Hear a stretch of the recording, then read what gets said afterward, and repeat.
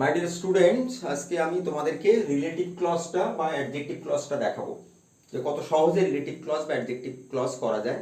তোমরা সবাই জানো যে ক্লজ ইংলিশের ক্ষেত্রে একটা ইম্পর্টেন্ট সাবজেক্ট, যে if you don't know about the clause then you can't make the longer sentence. So come to the point, how to make relative clause or adjective clause.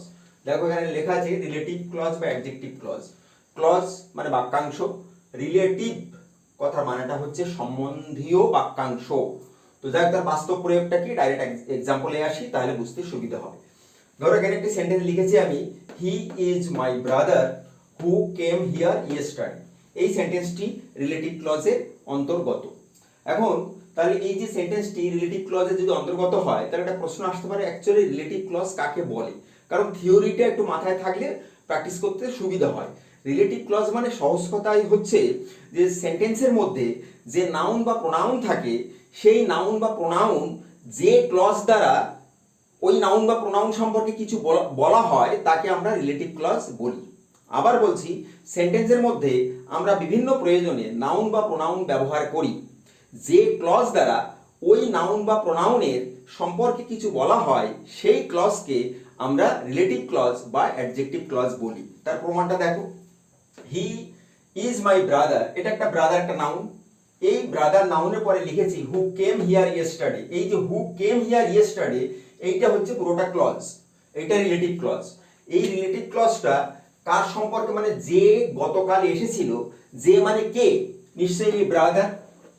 অর্থাৎ এই পুরো সেন্টেন্সটির মধ্যে ব্রাদার একটি noun, এই নাউনের সম্পর্কে কিছু বলছে হু কেম হিয়ার ইয়েস্টারডে। এই ক্লজটি হু কেম হিয়ার ইয়েস্টারডে এ কিছু কথা বলছে এই নাউনের সম্পর্কে, তাই এই ক্লজটা হচ্ছে রিলেটিভ ক্লজ।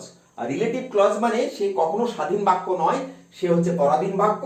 অন্য একটি স্বাধীন বাক্যর সাথে, যেমন হি ইজ মাই ব্রাদার, এই স্বাধীন বাক্যর সাথে হু কেম হিয়ার ইয়েস্টারডে এই পরাধীন বাক্য বা এই ডিপেন্ডেন্ট ক্লজটি যুক্ত হয়ে গেছে। এবার এটাকে কোথায় লিখেছি দেখো, ব্রাদার হচ্ছে নাউন, ঠিক সেই নাউনের পরেই লিখেছি। রিলেটিভ ক্লজ লেখার নিয়ম হচ্ছে এই, বা বানানোর নিয়ম হচ্ছে এই, যে সেন্টেন্সের মধ্যে যে নাউন বা প্রোনাউনকে রিলেটিভ ক্লজ কোয়ালিফাই করবে ঠিক তার পরেই লিখতে হবে, অন্য কোথাও লেখা যাবে না। তার জন্য ব্রাদারের পরেই লিখেছি হু কেম হিয়ার ইয়েস্টারডে। এটা কিন্তু অন্য জায়গায় লিখলে রিলেটিভ ক্লজ তৈরি হবে না। তাহলে রিলেটিভ ক্লজের সম্পর্ক হচ্ছে সেন্টেন্সের মধ্যে অবস্থিত নাউন বা প্রোনাউনের সাথে। মূলত আমি এখানে নাউন নিয়ে আলোচনা করছি, নাউন করলে যা হবে প্রোনাউন করলেও তাই হয়, যদিও আমরা নর্মালি প্রোনাউনের পরে রিলেটিভ ক্লজ বসাই না। এবার তার উদাহরণে আসি, যে ধরো এই যে হু কেম হিয়ার ইয়েস্টারডে, এই যে রিলেটিভ ক্লজটা আমি লিখেছি এখানে, এই রিলেটিভ ক্লজটাকে যুক্ত করার জন্য হু শব্দটি বা কেন নিলাম, বা হু লিঙ্কার, এই যে হু লিঙ্কারটা কেন নিলাম। এখানে হুজ নিতে পারতাম, হুম নিতে পারতাম, বা অন্য কিছু নিতে পারতাম, কিন্তু এটাকে নিলাম কেন? তো সেটাকে জানতে গেলে আরেক ধাপ একটু এগিয়ে গিয়ে জানতে হবে। পরের একটা চার্ট দেখো আমি এখানে বানিয়ে রেখেছি, এটা একটুখানি দেখো, যে এটাকে লেখা আছে নমিনেটিভ, এটাকে লেখা আছে অবজেক্টিভ, এটাকে লেখা আছে পজেসিভ। অর্থাৎ নমিনেটিভ মানে হচ্ছে সাবজেক্টিভ রূপ বা কর্তা রূপ, অবজেক্টিভ মানে হচ্ছে কর্মরূপ, আর এটা হচ্ছে পজেসিভ মানে হচ্ছে এটা হচ্ছে সম্বন্ধীয় রূপ। কাদের হয়? এটা প্রোনাউনের হয়। প্রোনাউনের দেখো এখানে লিখেছে আই, একটি প্রোনাউন। আইটাকে বলা হয় নমিনেটিভ রূপ। অবজেক্টিভ, আই এর অবজেক্টিভ হচ্ছে মি, আই এর পজেসিভ হচ্ছে মাই। একইভাবে হি নমিনেটিভ, তার অবজেক্টিভ হিম, পজেসিভ হচ্ছে হিজ। অনুরূপভাবে হু বা হুইজ বা দ্যাট, এরা কিন্তু সবাই কিন্তু রিলেটিভ প্রোনাউন। এরাও যেমন আই, হি ইত্যাদি প্রোনাউন এরা, কিন্তু এরা হচ্ছে রিলেটিভ প্রোনাউন। অর্থাৎ এরা এইভাবে নাউনের সাথে বা প্রোনাউনের সাথে রিলেশন তৈরি করে, তাই এদেরকে বলা হয় রিলেটিভ প্রোনাউন। তাহলে হু যেমন হি এর একটা রূপ আছে, তাহলে হু এরও একইভাবে তিনটি রূপ আছে, আমরা সবাই জানি, হু, হুম, হুজ। এবং হু, হুম, হুজ দিয়ে এখানে যেমন হু ব্যবহার করে আমি একটি রিলেটিভ ক্লজ তৈরি করেছি। এই হু মানে অবশ্যই প্রাণীবাচক বিষয়কে বা প্রাণীবাচক সেন্টেন্সকে যুক্ত করতে পারে, বা প্রাণীবাচক নাউনের পরেই এই হু লিঙ্কার বসে, বা হুম বসে, বা হুজ বসে। একইভাবে আবার বলতে পারি যে হুইজ লেখা আছে, ঠিক আমি হুইজের প্রসঙ্গটা পরে আসছি, আগে হুটা বুঝে নি, যে কোথায় হুটা বসে, বা কোথায় হুম বসে, কোথায় হুজ বসে। এবার এখানে চার্ট থেকে আরেকটা জিনিস পরিষ্কার, আমি একটু ডান দিকটা বুঝিয়ে নিই, তাহলে এখানে আবার ব্যাক করব। দেখো যে কখন আমরা হু বা কখন হুম বা কখন হুজ লিখি। এখানে উদাহরণ হিসাবে আমি একটি সেন্টেন্স লিখেছি, দেখো দিস ইজ দ্য ম্যান, এটা একটি sentence. This is the man. দেখো এই সেন্টেন্সের মধ্যে ম্যান নামক একটি, এই সেন্টেন্সের মধ্যে দেখো ম্যান নামক একটি এখানে একটা নাউন আছে। পরে একটা সেন্টেন্স লিখেছি হি ইজ অনেস্ট। দেখো এই সেন্টেন্সের সঙ্গে এই সেন্টেন্সটার তুলনা দেখো, হি ইজ অনেস্ট, তার মানে এই দ্য ম্যানটাই, ম্যানের পরিবর্তে প্রোনাউন হি লিখেছি। অর্থাৎ এই দুটো সেন্টেন্সের মধ্যে একটা মিল আছে। মিলটা হচ্ছে কি, যে প্রথম সেন্টেন্সটার মধ্যে যে ম্যানটাকে বলেছি আমি, দ্বিতীয় সেন্টেন্স দিয়ে সেই ম্যানের পরিবর্তে হি লিখেছি। এই হি মানে হচ্ছে এই ম্যানটাই। অর্থাৎ আমি এখন এই দুটো সেন্টেন্সকে রিলেটিভ ক্লজ দ্বারা যুক্ত করব। রিলেটিভ ক্লজ দিয়ে কোনো সেন্টেন্সকে যুক্ত করতে হলে তার শর্ত হচ্ছে এই, যে প্রথম সেন্টেন্সের মধ্যে যে নাউন বা প্রোনাউন থাকবে সেই নাউন বা প্রোনাউন দ্বিতীয় সেন্টেন্সে উল্লেখ থাকতেই হবে, না হলে কিন্তু তাকে রিলেটিভ ক্লজ দিয়ে যুক্ত করা যাবে না। তাহলে এখানে দেখো দ্য ম্যানের পরিবর্তে এখানে কি লেখা আছে, হি লেখা আছে। অর্থাৎ দ্বিতীয় সেন্টেন্সটা দেখো হি ইজ অনেস্ট, এটা একটি স্বাধীন বাক্য। দিস ইজ দ্য ম্যান, এটাও একটি স্বাধীন বাক্য। এবার এর সাথে এ জুড়বে কি করে? যদি ক্লজ দিয়ে যুক্ত হয়, যদি কমপ্লেক্স সেন্টেন্সে ট্রান্সফার করতে হয়, তাহলে হি ইজ অনেস্ট এই বাক্যটিকে ক্লজে রূপান্তর করতে হবে। এবার একে ক্লজে রূপান্তর করে এর সঙ্গে জুড়ে দিতে হবে। এবার একে কি করে ক্লজে রূপান্তর করব? একে ক্লজে রূপান্তর করার পদ্ধতি হচ্ছে, দুটি সেন্টেন্সকে দেখলাম যে এখানে দ্য ম্যান হচ্ছে প্রাণীবাচক শব্দ এবং তার পরিবর্তে হি আছে, এটাও প্রাণীবাচক শব্দ। তাহলে এখানে আমি হু দিয়ে যুক্ত করব। কিন্তু প্রশ্ন হচ্ছে যে এখানে হু দিয়ে কেন যুক্ত করলাম? তার কারণটা হচ্ছে এই হি, এই হি থাকার জন্য হু দিয়ে যুক্ত হলো। কেন?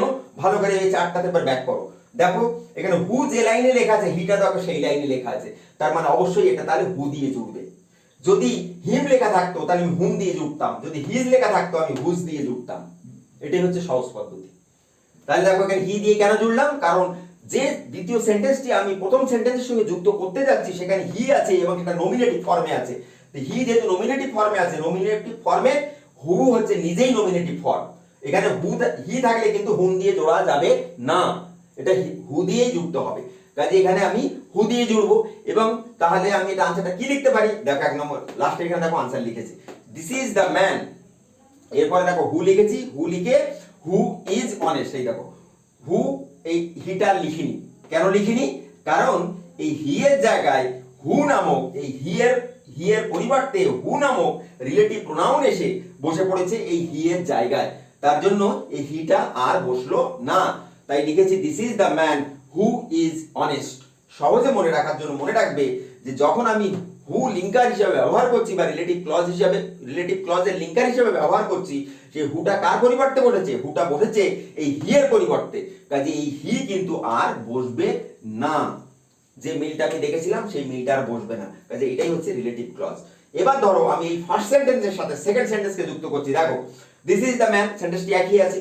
এবার ধরে নাও এই সেকেন্ড সেন্টেন্স এটা নেই, আমি এই থার্ড সেন্টেন্সটাকে জয়েন করব এই প্রথম সেন্টেন্সের সাথে রিলেটিভ ক্লজ দিয়ে। দেখো আই লাভ হিম। এবার দিস ইজ দ্য ম্যানের সাথে দেখো আই লাভ হিম, এখানে যে হিম নামক যে শব্দটি রয়েছে, প্রোনাউন রয়েছে, এই হিম মানে নিশ্চয়ই এই দ্য ম্যানকে বোঝাচ্ছে। এই হিম মানে এই দ্য ম্যান, অর্থাৎ এই সেন্টেন্সটির মধ্যে কিন্তু এই হিম কথাটা আছে, অর্থাৎ এই সেন্টেন্সটি এই দ্য ম্যান সম্পর্কে কিছু বলছে। কাজে এটাকে রিলেটিভ ক্লজ দিয়ে যুক্ত করা যাবে। এখন এটা হিম যদি থাকে তাহলে হিমটা দেখো তো এখানে কোন লাইনে আছে? হিমটা দেখো অবজেক্টিভ লাইনে হিম লেখা আছে, তাহলে এখানে যুক্ত করতে হবে হুম দিয়ে। এটা কিন্তু তুমি হু দিয়ে বা হুজ দিয়ে জোড়া যাবে না। তাই দেখো আমি এখানে জুড়েছি this is the man, this is the man hmm I love. এই দেখো দিস ইজ দ্য ম্যান, এই ম্যানের পরে এখানে হুম দিয়েছি, তারপর আই লাভ। এই হিমটা কিন্তু এখান থেকে কেটে দিয়েছি, এটা কিন্তু এখান থেকে বাদ দিয়ে দিয়েছি, কারণ এই হিমের পরিবর্তে কিন্তু এই হিমের পরিবর্তে এখানে হুম বসেছে, তাই হচ্ছে হিম আউট। পরেরটা আবার দেখো দিস ইজ দ্য ম্যান, এই সেন্টেন্সের সাথে আমি এই 4 নম্বর সেন্টেন্সটি হিজ বিহেভিয়ার ইজ গুড, এই সেন্টেন্সটি যুক্ত করব। তাহলে যুক্ত করতে গেলে দেখো এখানে এই যে ম্যান সম্পর্কে এখানে হিজ বলা আছে, এই হিজ মানে ম্যানটাকে রেফার করছে। তাহলে এই হিজটা দেখো তো কোন লাইনে লেখা আছে? দেখো এই যে পসেসিভ লাইনে লেখা আছে হিজ, তাহলে আমার এখানে হুজ দিয়ে জয়েন করতে হবে। তাই এখানে আমি আনসারটা লিখেছি, দেখো দিস ইজ দ্য ম্যান, তারপরে লিখেছি দেখো হুজ, এই যে হুজ লিখেছি, এই হিজটা এবার আউট, হিজটা এবার আউট হয়ে গেল, গিয়ে হুজ বিহেভিয়ার ইজ গুড। দেখো লিখেছি হুজ বিহেভিয়ার ইজ গুড, এটা হচ্ছে রিলেটিভ ক্লজ। তার মানে এখানে সহজ কথাই হলো, যদি আমি রিলেটিভ ক্লজ তৈরি করি তাহলে একটা নাউন আমার চাই, সেই নাউনের পরে যেমন দা ম্যান নাউন আমার চাই, সেই ম্যানের পরে সেই নাউনটার পরে আমি হু দেব না হুম দেব না হুজ দেব নির্ভর করছে পরে আমি হিকে যুক্ত করছি না হিমকে যুক্ত করছি না হিজকে যুক্ত করছি, তার উপরে নির্ভর করে। বাংলাতে মনে রাখার জন্য, সহজে মনে রাখার জন্য তুমি এখানে ধরে নিতে পারো, যদি পরে আমরা বাংলাতে ক্লজ যখন বলি, আমি বাংলা ডিটেলস পরে বলছি, যে আমরা যে কথাটা বলে দিস ইজ দ্য ম্যান, যে হয় সৎ, তাহলে হচ্ছে হু লাগবে। দেখো এখানে, এখানে কিন্তু হু লাগবে। আবার যদি বলি এই হয় সেই মানুষ যাকে আমি ভালোবাসি, অর্থাৎ যদি আমি যাকে বলি তাহলে কিন্তু এখানে হুম লাগবে।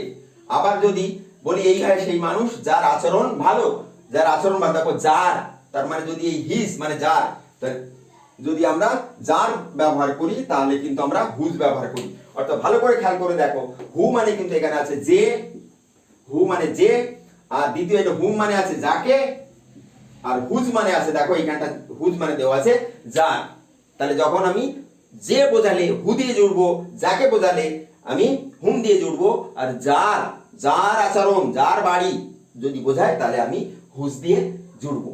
এবার আমি এটাকে বড় সেন্টেন্সে রূপান্তর করে তোমাদেরকে দেখাচ্ছি, যে ডাইরেক্ট ধর এটা দুটো সেন্টেন্স এক জায়গায় করে জয়েন করা শিখলাম, কিন্তু ডাইরেক্টলি কি করে আমি বড় রিলেটিভ ক্লজ তৈরি করতে পারি তার কয়েকটি উদাহরণ দেখো। আচ্ছা মাই ডিয়ার স্টুডেন্টস, তোমরা আবার দেখো, আমি একবারে ডাইরেক্ট এটা লেন্দি সেন্টেন্স তৈরি করছি। কিভাবে তৈরি করা যায়, দুটো সেন্টেন্স দেখো লেখা আছে। এই যে এখানে একটা লেখা যে আমি দীপাকে নিমন্ত্রণ করেছি যাকে একটি গিফট দেব, এটা রিলেটিভ ক্লজে হবে। আচ্ছা রিলেটিভ ক্লজ দেখো, বাংলা ভাবনা বা বাংলা সেন্টেন্স দেখে রিলেটিভ ক্লজ কি করে বোঝে।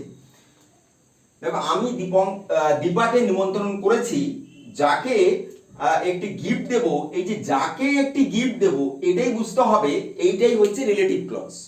এই যার সাথে যাকে বা যার বা মনে করো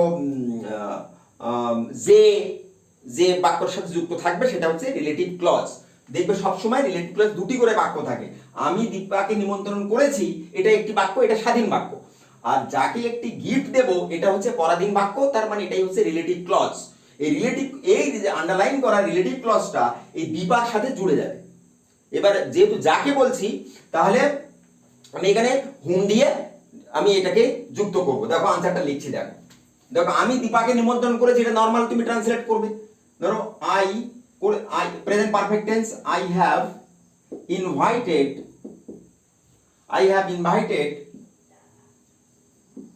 দীপা। তারপরে এই যে যাকে, তাহলে হুম আই, একটি গিফট দেব, hmm I shall give a gift.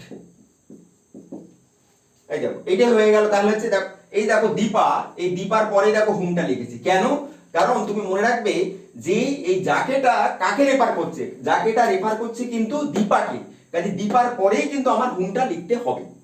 এবং এই নাউন, এই যে এই নাউনটা দীপা নাউনটা লিখেছি, তারপরে দেখো হুম দিয়েছি, কাজে যাকে থাকলে আমরা কিন্তু হুম দিয়ে যুক্ত করব, যেটা আমি আগের উদাহরণে দেখিয়েছি। সেকেন্ড উদাহরণটা দেখো, রবীন্দ্রনাথকে আমরা শ্রদ্ধা করি, যিনি নোবেল পেয়েছিলেন। এইসব মানুষকে যুক্ত করার জন্য আমরা হু বা হুম বা হুজ ব্যবহার করি। দেখো রবীন্দ্রনাথকে আমরা শ্রদ্ধা করি, এটা কিন্তু দেখো নরমাল স্বাধীন বাক্য। এবার যিনি নোবেল পেয়েছিলেন, ভালো করে খেয়াল করো, যিনি নোবেল পেয়েছিলেন এটাই কিন্তু দেখো পরাধীন বাক্য, বা এটাই হচ্ছে রিলেটিভ ক্লজ। কাজে এইটাকে আমি রবীন্দ্রনাথ আমরা শ্রদ্ধা করি, এর সাথে আমি এটাকে জুড়ে দেব। কি দিয়ে জুড়ে দেব, এই যে যিনি মানে যে, রবীন্দ্রনাথ বলে যিনি বলেছি, বা যে নোবেল পেয়েছিলেন বা যে নোবেল পুরস্কার পেয়েছিলেন, যিনি একই অর্থ, তাহলে এখানটা আমি হু দিয়ে জুড়ে দেব। দেখো লিখছি রবীন্দ্রনাথকে আমরা শ্রদ্ধা করি, তাহলে লিখবো আমরা শ্রদ্ধা করি রবীন্দ্রনাথকে, তাহলে we respect Rabindranath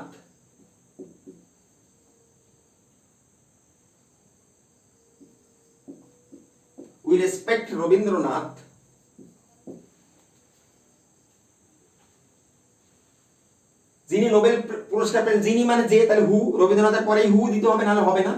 who on ধরো নোবেল প্রাইজ ধরো আমি লিখলাম না, তাহলে আসলে এটা হয়ে গেল মানে হু অন নোবেল প্রাইজ, তাহলে যিনি নোবেল প্রাইজ পেয়েছিলেন। মাথায় রাখতে হবে যে টেকনিকটা হচ্ছে এই, যে আমি প্রথম সেন্টেন্সটি এমন ভাবে লিখবো যেন আমি হুটা বা হু হুম হু যাকে বসাই না কেন তার আগে যেন নাউনটা পাওয়া যায়। এখানে দেখো এই যে রবীন্দ্রনাথ শব্দটা, দেখো এটা আগে রেখেছি। এখানেও দেখো এই যে দীপা শব্দটা কিন্তু আগে রেখে, এটা খেয়াল রাখতে হবে। যে এটা কিন্তু আমি যে নাউনটাকে কোয়ালিফাই করছি সেই নাউনটার পরেই কিন্তু আমার এই লিঙ্কার সেন্টেন্সটা দিতে হবে, মানে ক্লজটা দিতে হবে। এটা অন্য জায়গায় বসালে কিন্তু হবে না। এবং রিমেম্বার ইট যে আই হ্যাভ ধরো ইনভাইটেড দীপা, এইখানে এই হুমের পরে যখন এই I shall give a gift, দেখো এর মধ্যে দেখো যেহেতু আমি দীপার পরে হুম লিখেছি, কাজে এর মধ্যে দেখো কোথাও কিন্তু শি বা হার আর লেখা নেই। এইটা কিন্তু সাবধান, যেখানে কিন্তু যেহেতু আমি এই হুমটা লিখেছি কাজেই দীপার পরে হুম দিয়েছি, পরে দীপার কোনো প্রোনাউন আর পরের পার্টে থাকবে না। ঠিক একইভাবে আমি যখন রবীন্দ্রনাথের পরে এখানে হু দিয়েছি, দেখো এই পার্টটার মধ্যে কোথাও যেন এখানে হি বা হিম বা হিজ রবীন্দ্রনাথের পরিবর্তে যেন না থাকে, এটা মাথায় রাখতে হবে। তাহলে এই ছিল আজকে আমাদের রিলেটিভ ক্লজে হুয়ের ব্যবহার। এবং আমি এর পরের ক্লাসে আমি তোমাদেরকে দেখাবো হুইচ এবং দ্যাট কিভাবে ব্যবহার করতে হয়। কিন্তু এই হু হুইচ দ্যাট অনেকেই বলে থাকেন যে হু হুইচের পরিবর্তে দ্যাট ব্যবহার করা যায়, এটা কিন্তু ঠিক কথা নয়। এটা কোথায় ব্যবহার করা যায় এর কিন্তু সিস্টেমটা পুরো আলাদা, আমি সেটা পরের ক্লাসে আমি দেখাচ্ছি।